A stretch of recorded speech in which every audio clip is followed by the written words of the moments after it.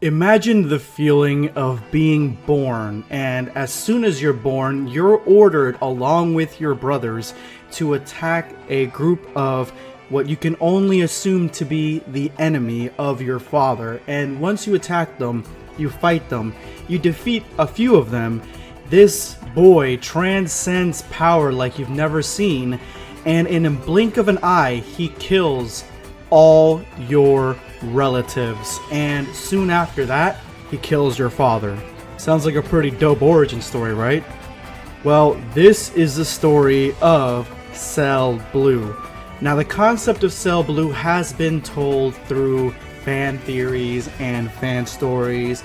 This is a story told by Torin Soul, and it is used by editing together and reenacting the entire story through the magic of Xenoverse. And what you call this a machinima. Now, my favorite machinimas of all time are the ones that use the video game format to tell a completely brand new story. I particularly like the ones from Skyrim Cops. And so I thought Xenoverse was always something that you could use to tell a wide range of stories in this way through machinima form, and Torin Soul is doing this expertly. This story is fantastic and it is ongoing, but I'm going to tell you right now the main story of his main antagonist, Cell Blue. Now, if you're new to the channel, make sure to hit that subscribe button and turn on notifications. That way you never miss an episode. And these are today's end of video squad winners. These are the guys that made it through yesterday's whole video all the way to the end and dropped a comment with the hashtag end of video squad. If you would like to participate in this, make sure you watch till the end of this video, then drop a similar comment for a chance to be picked at random to be featured in my next video. Also, I have a little bit of a surprise for you guys at the end of this video, so make sure you stick around. That way you guys can go ahead and check it out.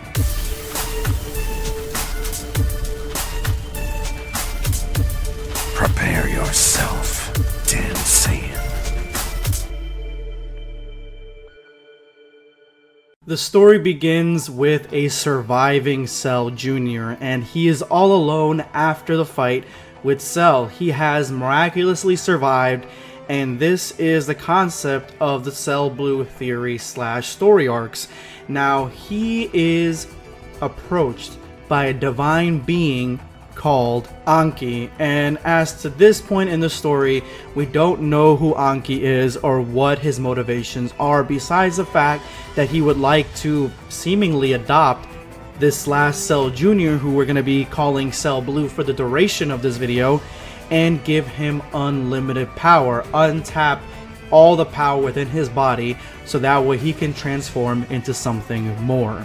We transition to the present, where we see our seemingly evolved Cell Jr., and he's facing down an already weakened Vegeta in what only looks like the Tournament of Power arena. Vegeta seems to have lost a lot of his power, and it seems like Cell Blue has given him enough of a problem that he is completely worn out before he can even go into his blue forms. But Vegeta makes sure not to waste any more time and jumps right into Super Saiyan Blue evolution and smacks Cell Blue around like a ragdoll. Unfortunately, this is not enough, and Cell Blue comes at him in a very similar style like his father did when Super Vegeta was fighting against Perfect Cell, which is a really good comparison because Super Saiyan Blue evolution to me always felt like that is the Super Vegeta version of Super Saiyan Blue,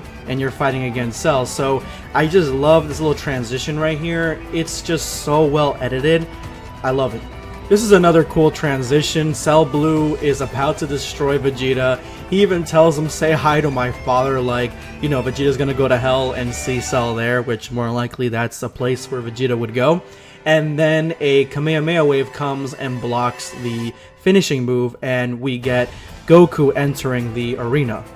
Goku lets Vegeta rest and decides that he is going to use his most powerful transformation, the one that he himself created, and that is Super Saiyan 3 Blue. And I gotta tell you guys, I'm a huge fan of Super Saiyan 3, even though it's become irrelevant in Dragon Ball Super, and just in power scaling alone, it doesn't really make much sense. But I've always been a fan that the next transformation after Super Saiyan Blue should be Super Saiyan Blue 3, so I like the fact that Torn Soul added this in here because it adds that extra layer of Super Saiyan transformation that we would not normally get to see. And Super Saiyan Blue 3 definitely delivers on the promise that this is a more powerful transformation.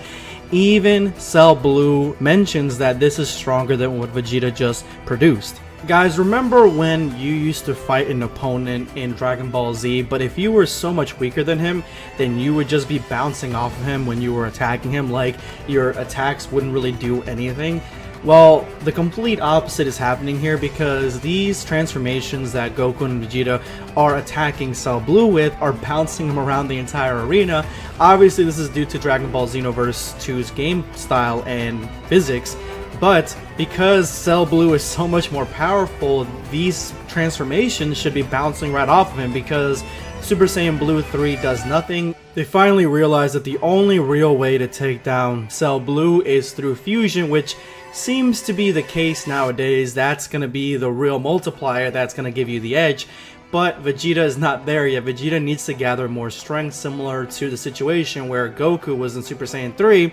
He needed to gather more strength, so he needed Vegeta to kind of give him some more time, and that's what Vegeta's asking with Goku. So Goku uses Ultra Instinct Omen as the thing to save some time so Vegeta can get more strength, which just goes to show how powerful Cell Blue is, that this is the pre-game before you get to the main event. As soon as Vegeta is ready, they do the fusion dance right before Cell Blue's about to obliterate them, and Ultra Instinct Omen Gogeta is born. We then get this really interesting flashback of Cell Blue training with Anki, and Anki is basically treating him like a son, and he asks Cell Blue why is he holding back. Cell Blue doesn't think that he's ready to go any further, but Anki assures him, yes you can. Cell Blue shows him his golden form, and Anki makes it perfectly clear that Cell Blue is not a Saiyan, he's not part of the Frieza race, he is Cell, he is his father's son, and he should be able to access power and use all the cells as one instead of just focusing on individual aspects of each cell, which is something new that I haven't seen, but that makes sense as to why he looks like a more evolved, transformed version in the final product. So personally for me, I like getting this backstory to Cell Blue. I love when my antagonists have these backstories that you can kind of see their side of the story with, and it makes them more personable. But this is bad news for Gogeta, because the first thing that we see coming out of Cell Blue's mouth when he sees Gogeta is that he's not impressed with his incomplete Ultra Instinct. He's fought Ultra Instinct many times, and this just puts Gogeta in hot water. I mean, if there's one way to get under your opponent's skin, is to tell them that their transformation, their abilities at that moment are nothing compared to what they've gone through themselves. Nothing that Gogeta can bring to the table against Cell Blue is having any effect, and he almost ends up dying at a certain point because Cell Blue hits him with a Hakai Blast, which Gogeta narrowly dodges. Now this by far is my favorite part of this story. Gogeta is ready to jump back in with a brand new technique, as he keeps on saying, to face off against Cell Blue, and then he freezes, and that's when Cell Blue has this amazing monologue, which I'm going to show you guys right now.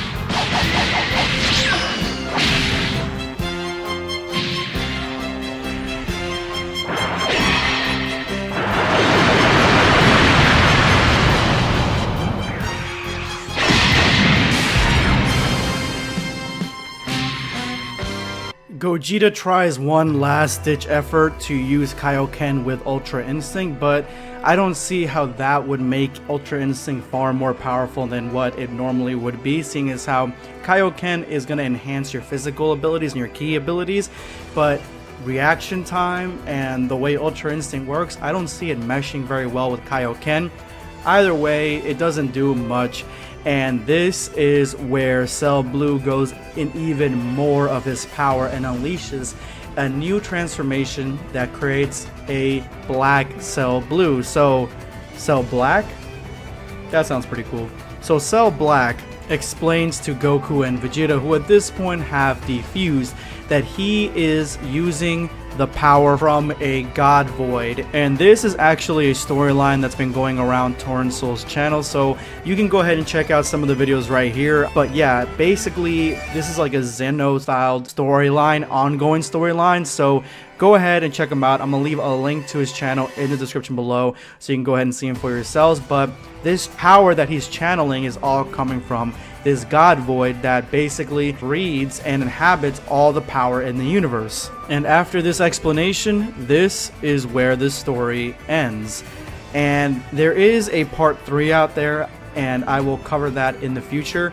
I don't exactly know if that completes the story of Cell Blue, but it might add to it and add to this sort of Xeno style storyline that, again, is in those Versus videos. But if you made it to the end of the video right now, then you are part of the End of Video squad. So give yourselves a round of applause and make sure to drop your comment in the comment section below for a chance to be featured in my next video. And as promised, I have something special for you guys. So the thumbnail was made by Shoyu Momo. I have a link to his Twitter and his YouTube channel in the description below. And I wanted to show you a clip from one of his recent videos. Also have a link to that video in the description below because I thought it was pretty funny. Just a small clip of Derpy Gohan. My apologies. It seems I overdid it a bit. Gohan! Win! Anyway guys, thank you so much. This is BlackScape signing off. Take care guys.